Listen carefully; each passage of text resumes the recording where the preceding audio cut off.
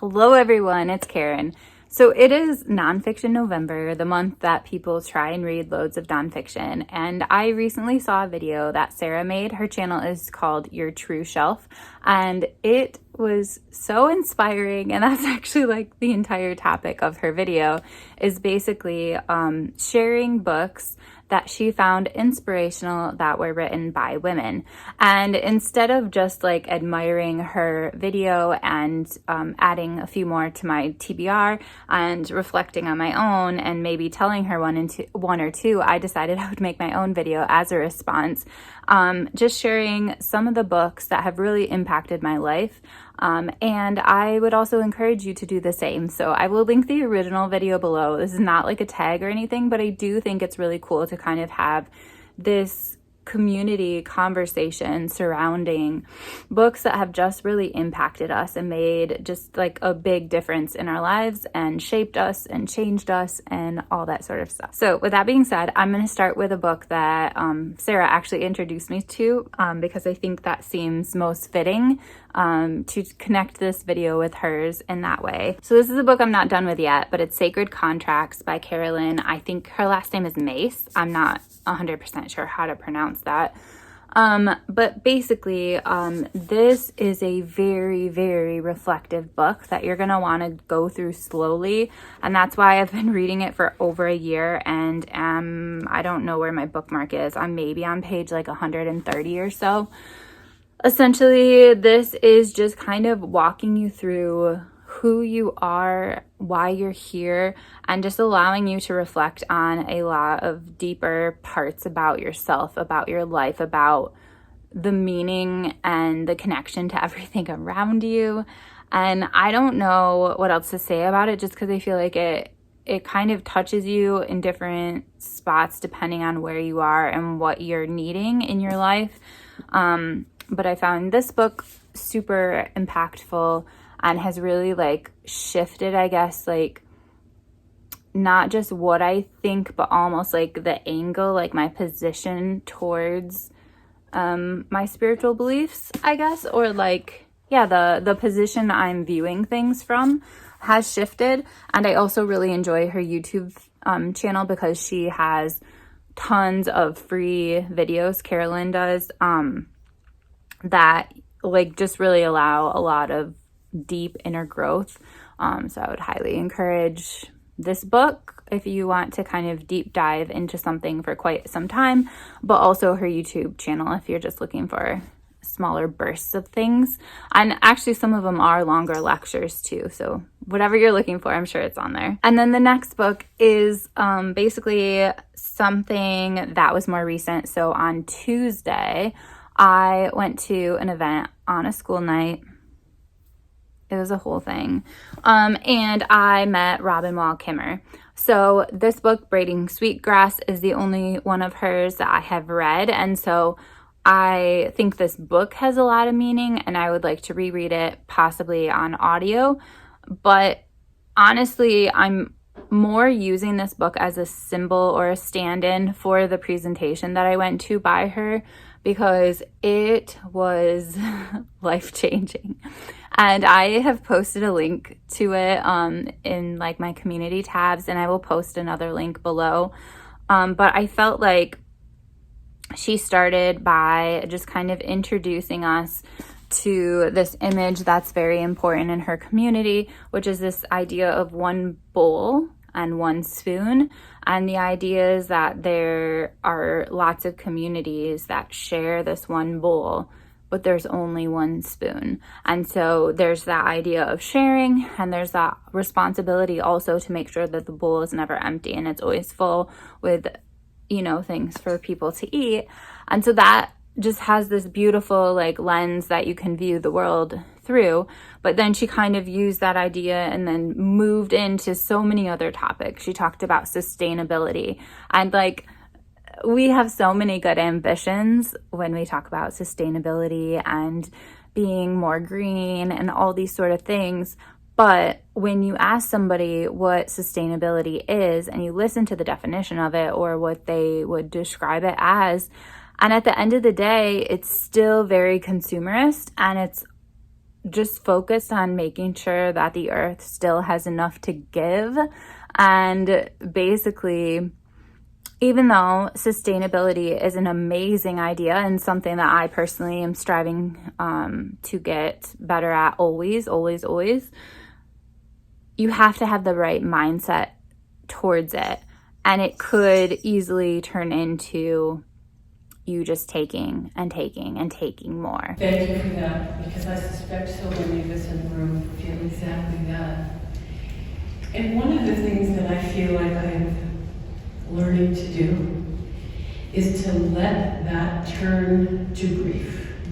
You know, to really feel that. As you said, it stops you in your tracks when the beloved world is so in jeopardy. And I think it's important to feel that. So that was mentioned. And then she kind of went from there and talked about, okay, if this is our earth, then instead of taking, we need to be giving. And what can we give the earth? What does the earth need? How can we help the earth? And then from there into just knowing what our gifts are, what makes us unique as individuals, and how can we give that back to the earth? And how can we repair some of the harm that has been done through using our gifts, and in addition to using our gifts and all that sort of stuff. So that lecture transformed me, and I'm listening to it again and taking notes, but I have redone my budget as a result of that. So thinking about like financial responsibility and like, how am I taking care of myself and others through my finances? And there's just a lot more inner reflection that I want to do as far as what are my gifts and how do I give those back to the earth. So that's that. Okay, so those are the two kind of recent ones, but the rest of these are kind of alphabetically pulled from my shelves and just random ones that I thought have really stuck with me. So they're not necessarily like my favorite nonfiction books, but they're the most impactful, I guess. So the first one is Stronger. This is by Pornabelle. This is actually a book that I really think Sarah would like, but many of you may as well. This is a feminist book basically on just women's bodies, on strength, on fitness, and on the way that little girls are raised and like the beliefs they hold about themselves based on how we bring them up and what we teach them about health, about fitness. I just found this so inspiring, and so like if I was a parent, I would definitely want to read this. But I mean, I just felt it inspiring to me as well, like just trying to get my body healthy and fit, and not in a weight loss sort of a way, but in a really positive, strong, healthy sort of a way. I love this, and definitely would be another one that I would like to reread. So then the next book is again an amazing book, but it's almost a stand-in for all the author's works and her presence on social media as well. And that is Smoke Gets in Your Eyes by Caitlin Doughty. This book is about her time working in a crematorium when she was like, I think in college or something like that. She now has a much bigger role in the funeral industry and all that sort of stuff. But this book really like exposes you to like the process of dying and what goes on behind the scenes after somebody has passed away, and the whole like process of like preparing them for their funeral or for their whatever visitation or whatever.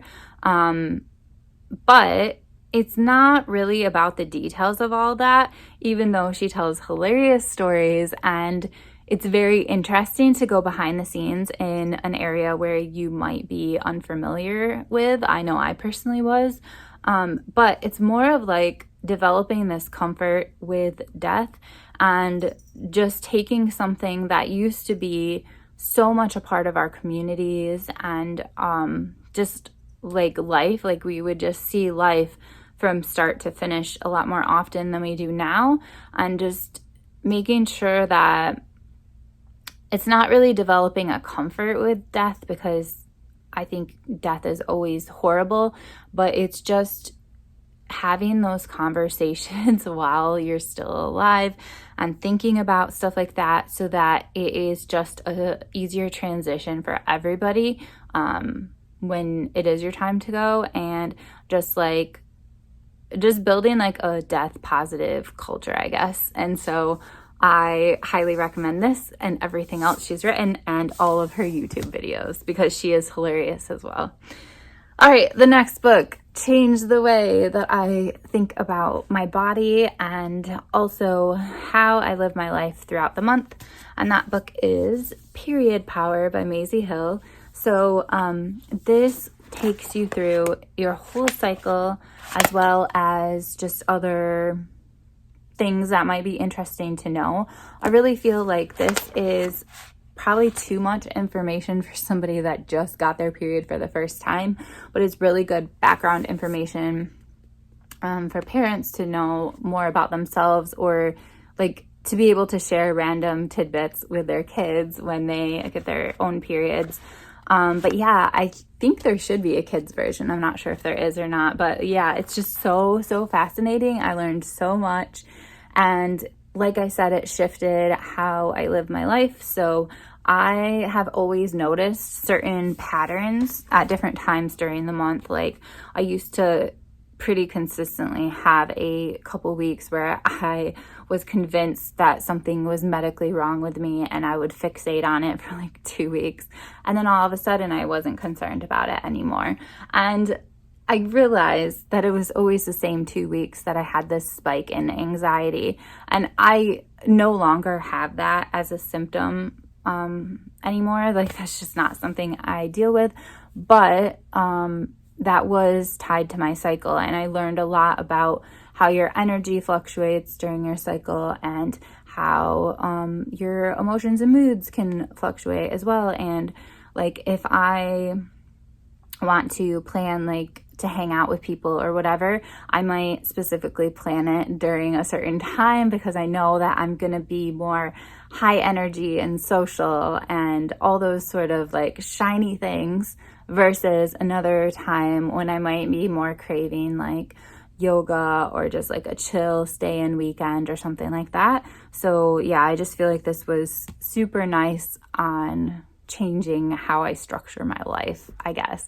And also at the same time, not feeling like I'm limiting myself or being tied down to my cycle, but just being more in sync with it, I guess, and using it to my advantage. All right, the next book is There's No Such Thing as Bad Weather by Linda Ackson McGurk. She's lovely. She gave me a giant hug. It's this whole story that I have told a million times. So if you want to hear it, I'm happy to tell you it again, but I will leave it out of this video. Basically, this book inspired me to get outside more, to just enjoy all the seasons, and to prepare myself better for being outside in weather that is not like super ideal, but also just to really pay attention to all the wonderful health benefits that we can experience by being outside more often. And this is sharing a lot of tips about like parents of kids, but I think that it's important for you as well, because if it's good for kids, it's good for a grown-up too, usually. All right, next one. This is more of like a psychology sort of book. It's called Self-Compassion, and it's by Kristen Neff. I felt that this book was super helpful in just feeling more confident and empowered, and just really like nurturing myself in the ways that I needed to be nurtured. And I think that this would be a good one for a reread as well, just to go through it again and see if anything speaks to me this time through, because obviously we all grow and change and are in different seasons of our life at different times. And yeah, I'm just wondering what would stick out to me the most now.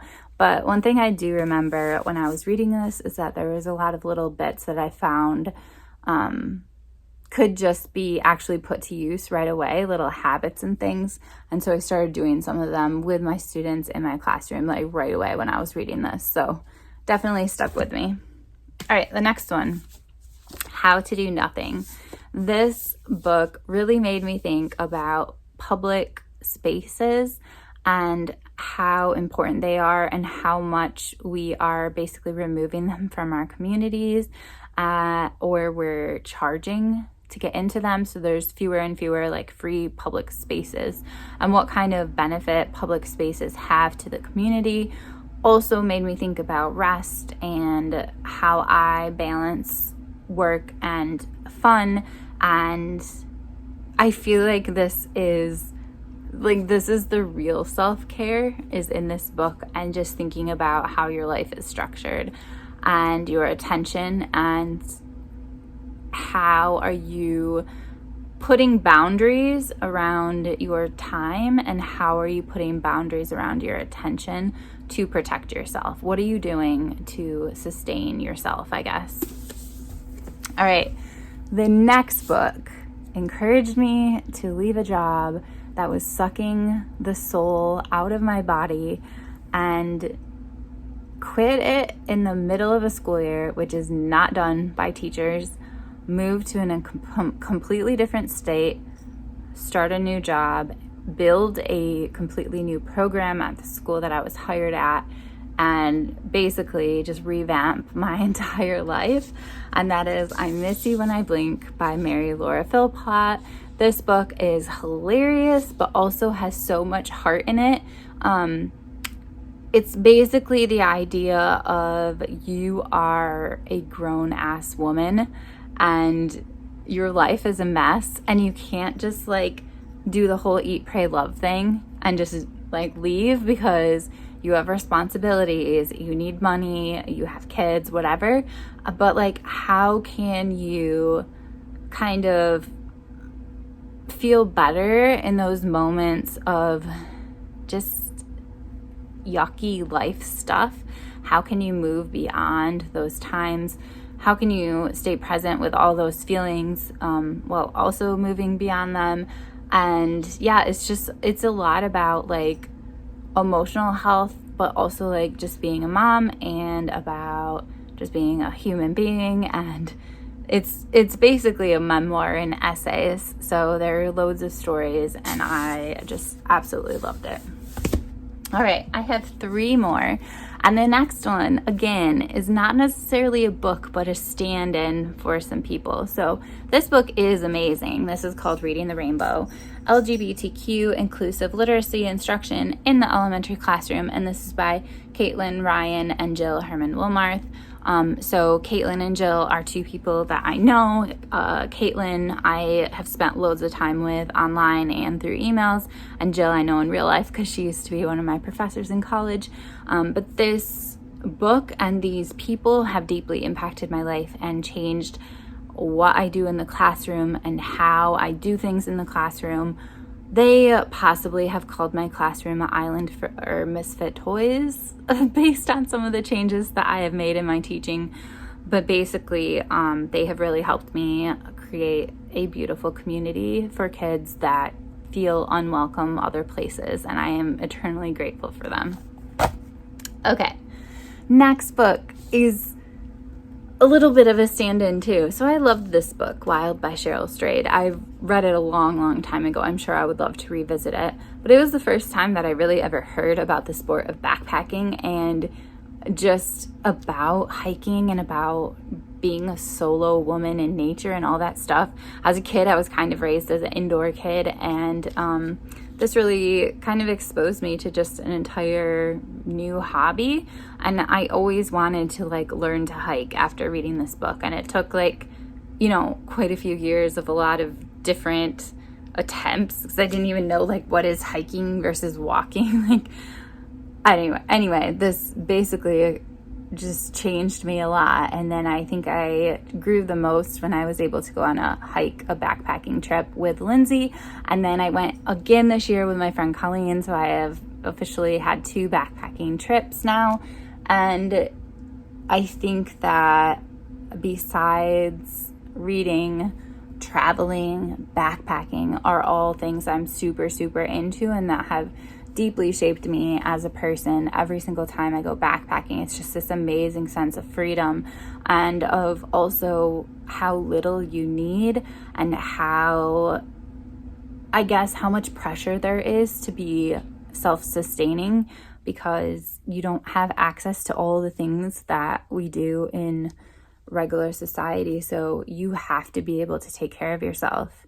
And you have to be able to take care of yourself in the middle of nowhere where there's not access to all these things.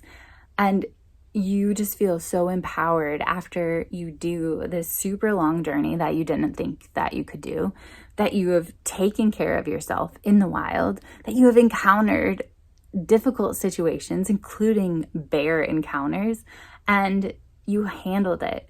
And I think that also on the trail, one of the things that happens that reminds me a lot of life, I guess, is just this idea that you get into really difficult spots technically, and you have to really think about one foot at a time, one little step at a time, and eventually you get over whatever you were doing. Maybe it was like a hill that was incredibly steep or something that was kind of awkward as far as like the position of your feet or whatever.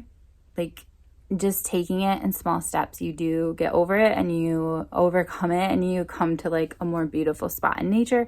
And I think that's something that I think of in my own life when things are stressful, like just focus on today. Just focus on today.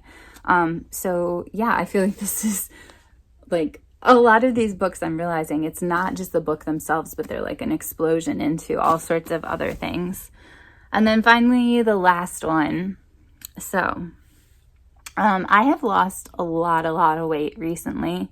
If you saw me this summer, I am much smaller than I was this summer. And if you saw me this summer, I was much smaller then than I was before. But one of the things that I find is I'm not obsessing about my weight. I am not on a diet. I'm not doing any of that stuff. I am focusing kind of like what I was just referring to in regards to backpacking. I'm focusing literally on teeny tiny little habits. Like today I am going to, whatever I'm going to do. And because I'm focusing on such a teeny tiny goal that I can easily say, yes, I did it, or no, I did not today, that puts the focus on right now, and it kind of makes all of the bigger goals go away. And then you're not thinking about how much weight you have to lose or whatever. You are thinking about this tiny habit that you want to do exactly that, become a habit, and they start to build on one another, and slowly and slowly and slowly, you eventually become like a healthier version of yourself just by focusing on teeny tiny habits. And I think that it puts the focus on health versus on body size. And so with that being said, the book is The Body Is Not an Apology. This is by Sonia Renee Taylor. It is amazing on here as a book. It's amazing on audio. She reads it herself. And this book is just about being not just comfy in your own skin, but like proud of who you are, confident, and just like loving yourself. And it does not matter what size you are or anything like that, because that's not what it's about. And it's like moving beyond all these images and ideas that society puts in front of us and just focusing on your health in like a different way. And I mean that physically, but I also mean that emotionally and all this stuff. I feel like she is just a super wise woman, and I think that anybody would really benefit from reading this book. So I don't know how many that was. I'm guessing it's probably around 12 or so that I shared, but I would love to hear what you guys would say. What inspiring books by women have you read? Nonfiction, preferably, because it's Nonfiction November. If you would like to do a video response to this video and also Sarah's, since she's the one that started this, that would be amazing, because Sarah's video just made me really excited to read all the books that she mentioned. And now I'm excited to maybe go back and read some of my own, and just to be on the lookout for more books that are really empowering, written by women, and all that sort of stuff. So I hope you all are having an amazing nonfiction November. And if you would like to do a video response, I'm sure Sarah would also love it. But anyway, I will talk to you guys soon. Bye.